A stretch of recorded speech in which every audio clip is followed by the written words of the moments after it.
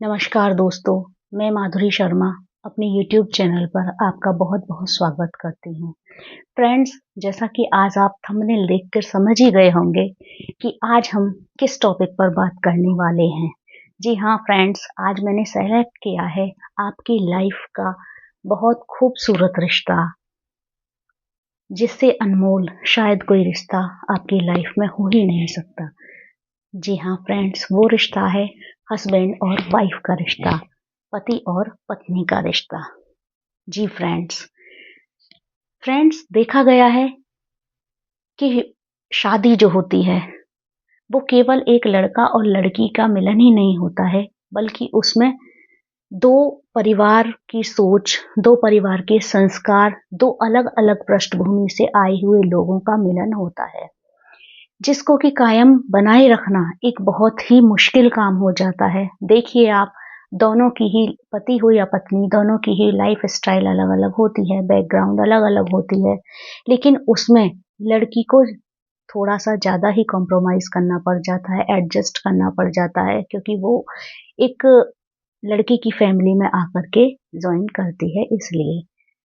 इसीलिए कहते हैं कि शादी का जो रिश्ता है वो हस्बैंड और वाइफ दोनों के लिए ही बहुत अहम रिश्ता होता है। फ्रेंड्स, देखा गया है कि शादी के शुरुआती दिनों में सब कुछ अच्छा रहता है। 1 डेढ़ साल यूँ ही कट जाता है। बहुत खुशहाल लाइफ होती है। लेकिन जैसे-जैसे समय व्यतीत होता जाता है तो देखा जाता है कि इनके रिश्तों में दूरियाँ आनी शुरू हो जाती हैं। अदर रिलेशंस जो होते हैं दोनों की फैमिली के, वो भी थोड़ा-सा डिस्टर्ब करते हैं। याद रखिए फ्रेंड्स, आपकी लाइफ आपकी है, सिर्फ़ आपकी और आपकी पत्नी की या आपके पति की।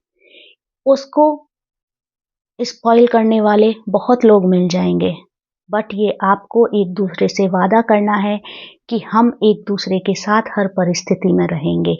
लेकिन फ्रेंड्स, देखा जाता है कि कुछ कमियों के कारण, जिन बातों को हम फॉलो नहीं कर पाते, उनके कारण हमारे रिश्ते में दूरी आनी शुरू हो जाती है और शादी के लगभग 5-6 साल बाद एक नीरसता सी छा जाती है।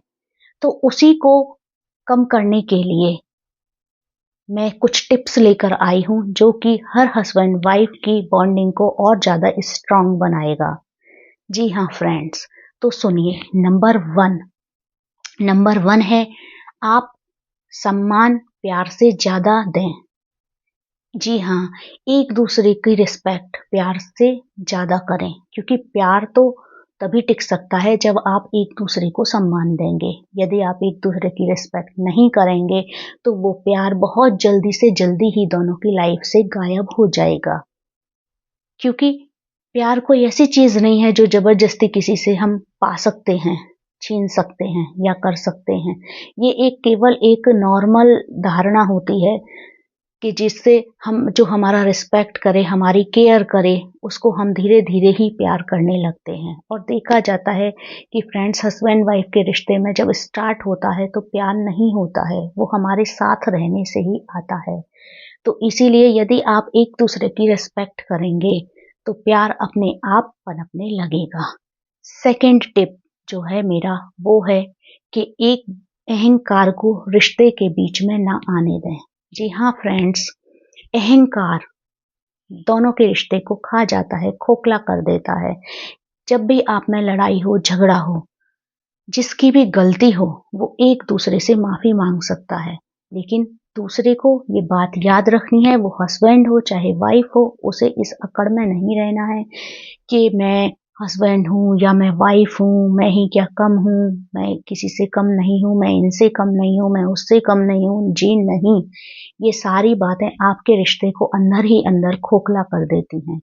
इसलिए आपको क्या करना है कि अहंकार नाम की कोई चीज़ नहीं आनी चाहिए। इस रिश्ते को यदि आपको बचा के रखना है, दुनिया वालों की नज़र नहीं लगने देनी है, तो अहंकार को बीच में नहीं आने दीजिए।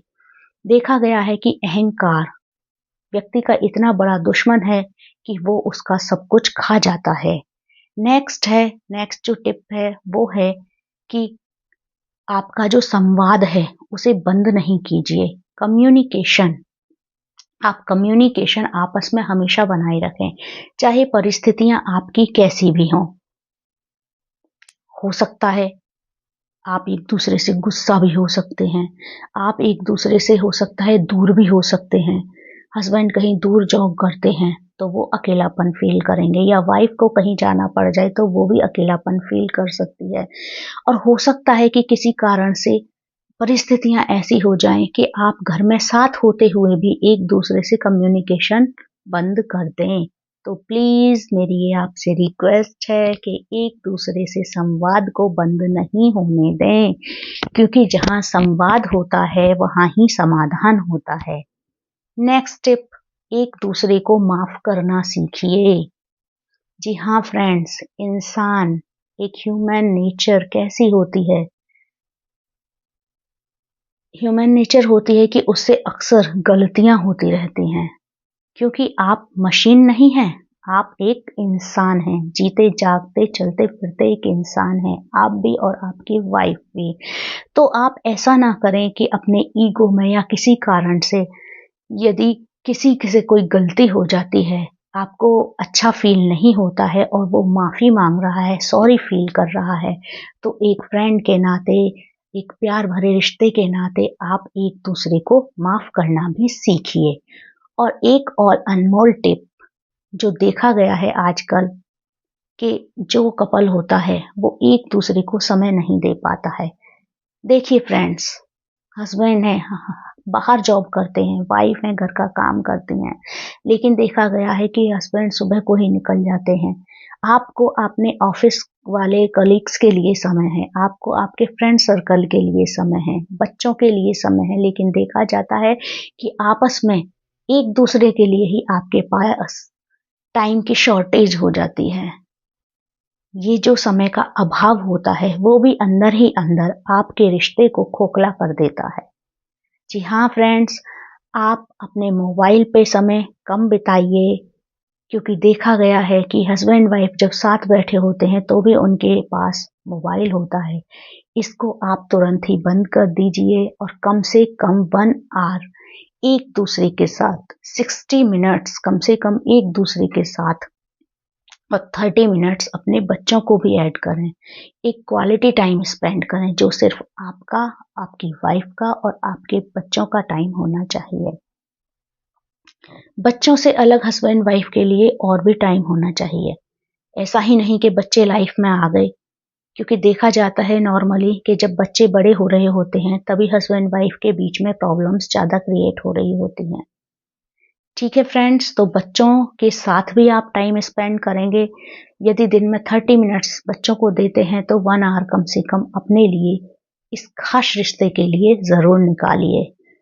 एक और टिप मेरी तरफ से, अपने हस्बैंड की या अपने वाइफ की किसी दूसरे से तुलना नहीं कीजिए। देखिए फ्रेंड्स, हर किसी का टैलेंट अलग होता है।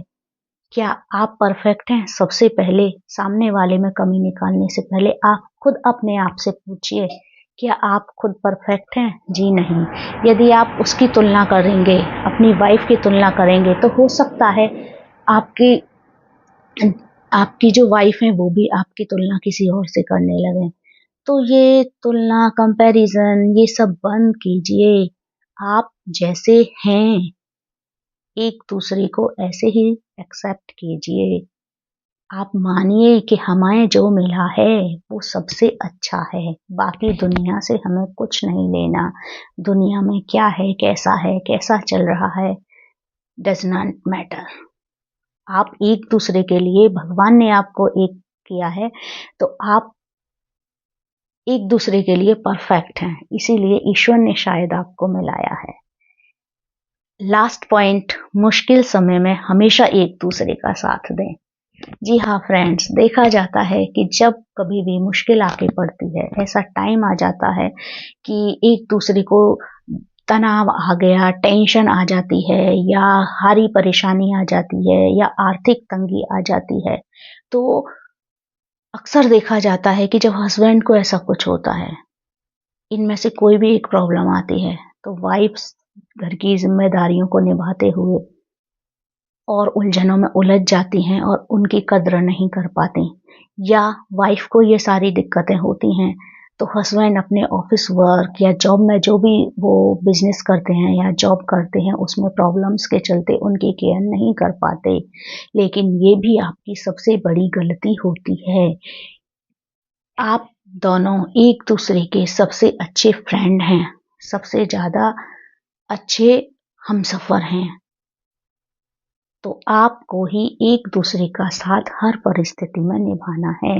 मुश्किल समय में तो आपको बहुत ही ज़्यादा एक दूसरे का साथ निभाना है।